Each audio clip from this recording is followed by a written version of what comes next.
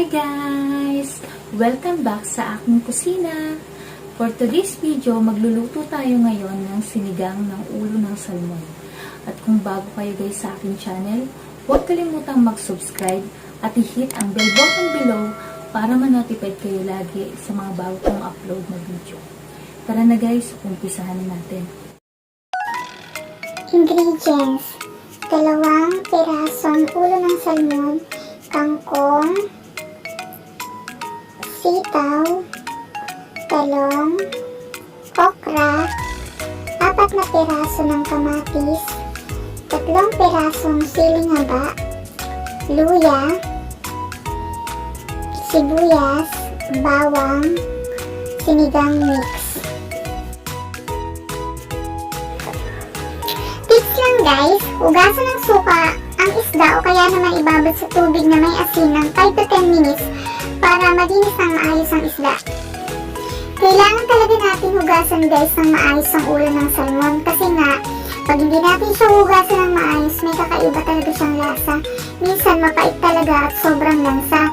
Siyempre, di naman natin siya papakuluan talaga ng sobrang tagal kasi madudurog. Pangit naman pag naluto.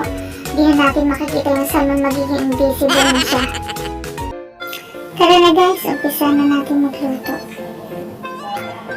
Maglagay tayo ng kaunting mantika. Pag mainit na guys, lagay natin yung bawang.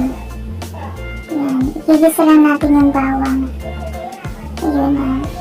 Iwasan lang natin guys na masunog kasi pangit ang lasa, magiging mapait.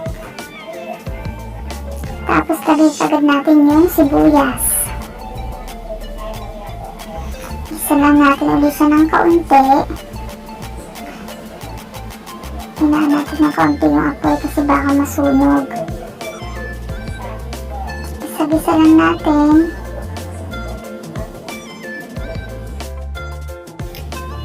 Lagay natin guys yung luya.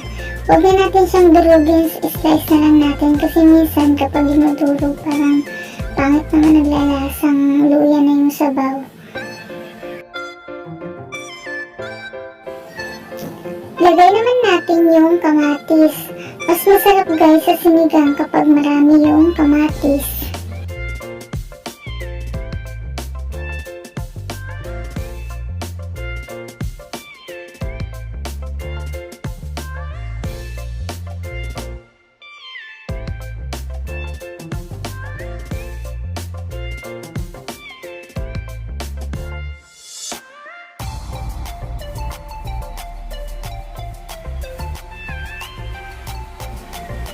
Lagyan na natin siya guys ng tubig.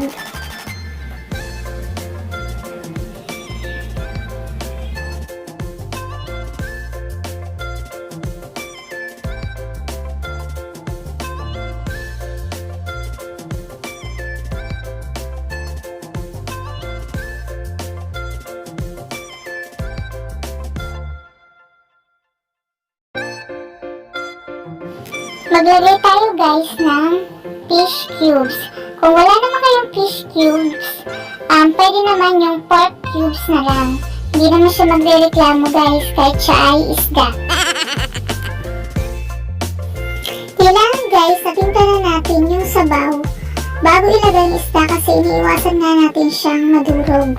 So lalagyan na natin siya ng paminta. Pagkatapos, haluin lang natin.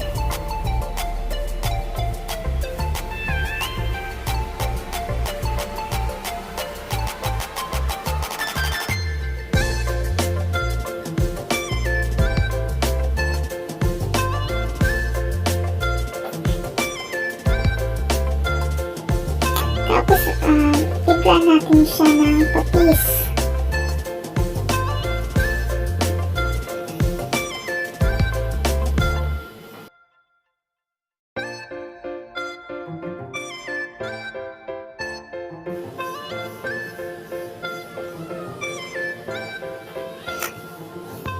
Tikman natin siya guys kung okay na yung lasa niya.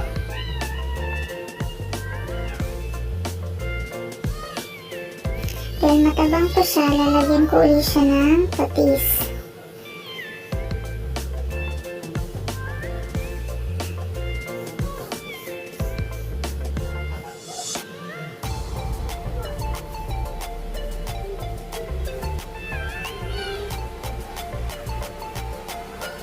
Lalagyan ko ulit siya guys ng tubig.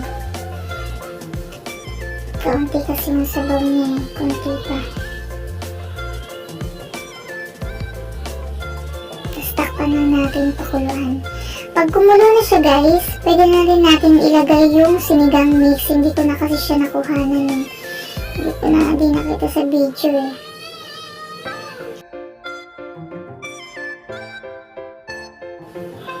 Tapos guys, ilagay na natin yung isda.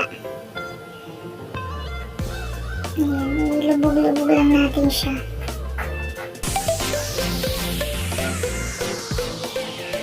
Takpan lang natin. Kailangan natin siyang pakuluin.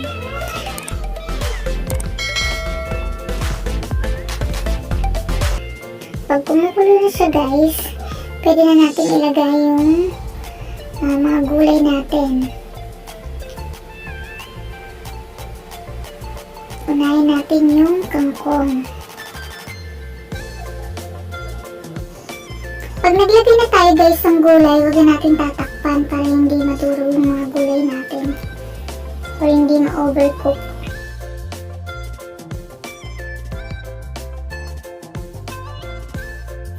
Ilagay na natin yung sili.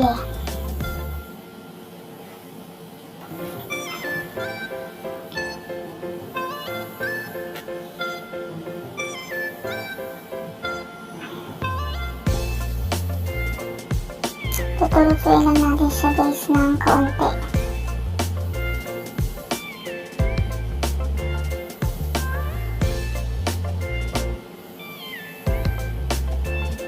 Lagay na natin guys yung okra.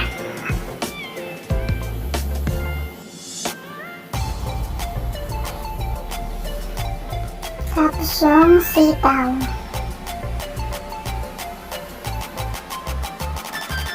Ayan, papakulin lang natin ng ilang minuto.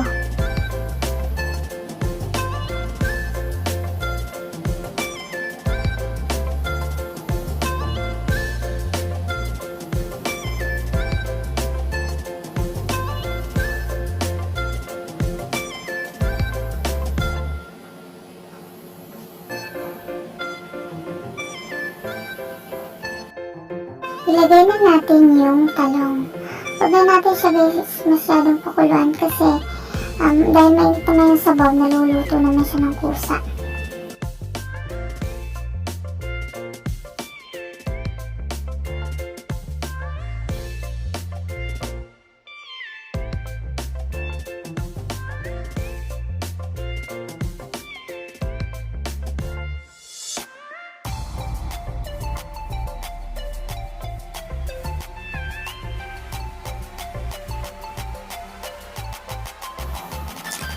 Ayan guys, luto na ang ating sinigang na salmon.